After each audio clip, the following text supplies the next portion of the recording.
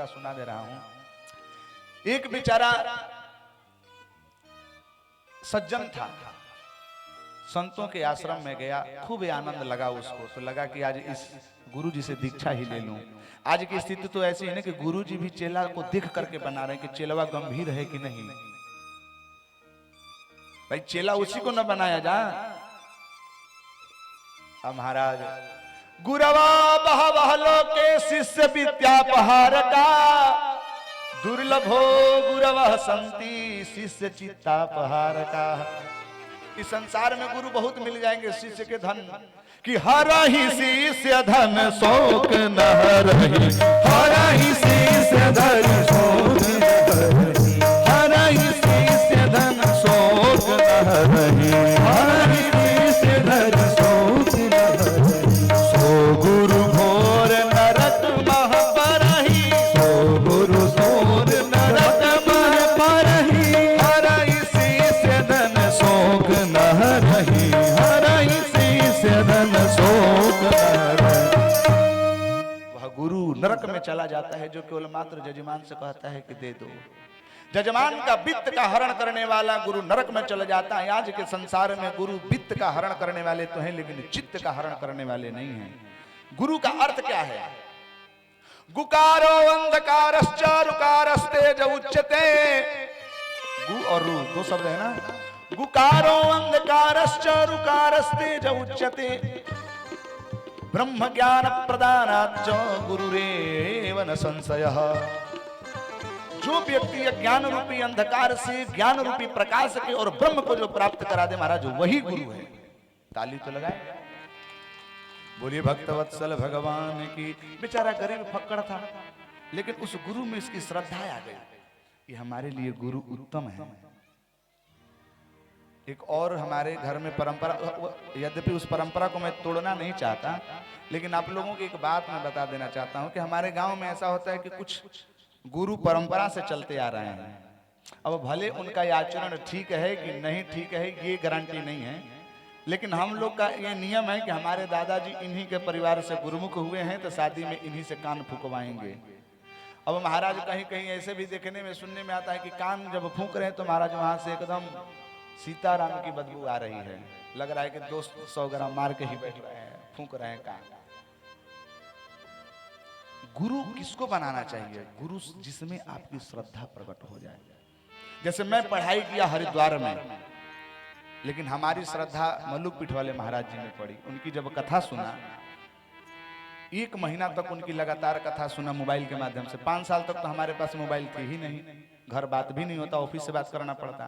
तो जब मैं उत्तर मध्यमा द्वितीय वर्ष उत्तीर्ण किया, शास्त्री में जब एडमिशन लिया, तो शास्त्री में मोबाइल रखने का आदेश हो गया था। तो छोटा ही मोबाइल उस समय चल रहा था तो लिया, लेकिन उसमें चिप में जो मेमोरी होता है उसमें मल्लुक पीठ वाले महाराज जी की कथा किसी के द्वारा मैं ले लिया। महाराज उनकी कथा जब सुना तो इतना वैराग्य पूर्ण उनकी कथा थी। सुनते सुनते सुनते सुनते उनके मैंने उनके भाव में डूब करके उनसे मेरी प्रीति हो गई। अब महाराज जब मन में लगता कि कब वृंदावन जाऊं और गुरु जी से मिलूं, अब उनको मैं मोबाइल में ही गुरु मान लिया। धन्य भाग में क्या बताऊं, प्रयागराज में अपने प्रातः स्मरणीय पूज्यपाद गुरुदेव शिवम शुक्ल जी महाराज जी को आप जानते होंगे, उनसे राम कथा सीखा। तो वहीं एक मासीय वो राम शिविर लगाए थे, प्रशिक्षण करा रहे थे, वहीं से राम कथा सीखा हूं। और उसी समय गुरु पूर्णिमा आने वाली थी जुलाई में। महाराज उसी जुलाई में एक हमारे मित्र थे, वो वृंदावन जाने वाले थे, बोले कि पांडे जी चलिए मैं आपको वृंदावन लेकर के चल रहा हूँ। महाराज क्या कहूँ, मेरा तो उस दिन जीवन ही परिवर्तन हो गया। उसी दिन जाकर के मैं मल्लुक पीठ वाले महाराज जी पूज्य प्रातः स्मरणीय देवाचार्य श्री राजेंद्र दास जी महाराज जी से मैं गुरु दीक्षा ले लिया। बोलिए भक्तवत्सल भगवान की। लेकिन घर वाले क्या कहते हैं कि बबुआ बियाह हुई ना तो वे पंडित जी से गुरुमुख लेवे के। हम कहीं कि अरे राम, गुरु दीक्षा तो पहले ही ले लिया हूँ और गुरु मंत्र पहले से ही जब कर, अब कौन सा मंत्र का जब करूंगा। वो गुरु कैसे होंगे कैसे नहीं कोई जानता थोड़ी है। फुल पैंट पहन रहे हैं कि बीड़ी सिगरेट पी रहे हैं कि क्या कर रहे हैं, उसका फल नहीं। लेकिन श्रद्धा, यदि श्रद्धा आप में किसी में भी हो जाए तो वो आपको भगवान ही होते हैं। यह सज्जन जो है उस गुरु में गुरु तत्व का दर्शन कर लिया और इनके चरणों में जा जाकर कहता है कि गुरुजी आप एक मंत्र दे दीजिए ना, एक मंत्र दे दीजिए ना, मैं जप करूंगा, आपको मैं गुरु मानता हूं। अब उसको गरीब जान करके मंत्र देते नहीं थे। बोले कि अच्छा ठीक है दे दूंगा, कभी दे दूंगा, आना कभी। महीना दिन तक सेवा किया, महाराज गुरु दीक्षा नहीं मिली। एक दिन रो करके गया चरण में, कहा गुरु जी आज तो दीक्षा ले करके ही रहूंगा, एक मंत्र देना ही पड़ेगा। और गुरु जी ने मारा पीठ पर, बोले कि चल हट चल हट, गुरु दीक्षा हो गई तेरी। नहीं लोग बोलते हैं कि हो गई तेरी गुरु दीक्षा, चल हट। महाराज उसी चल हट शब्द का उसके कर्णों में चल हट का ही मंत्र समझ लिया कि गुरु जी ने मुझे कहा कि तेरी तेरी तेरी गुरु दक्षिणा दीक्षा हो गई, चल हट।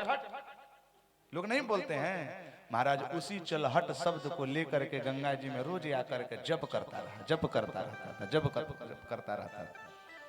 बहुत समय बीता, नहीं महीना 2 महीना बीता कि एक समय की बात, संध्या में बैठा था, चल हट चल हट चल हट कर रहा था। गुरु जी आए स्नान करने के लिए। जिम ही महाराज स्नान करके अपना मंत्र प्रारंभ किए जप करने के लिए, तो देख रहे हैं कि एक विमान आ रहा है। और विमान आया तो भी आश्चर्यचकित कि चलो मेरे लिए विमान आया। पता चला कि मेरे चेलवा को उठा करके विमान में बिठाया जा रहा है।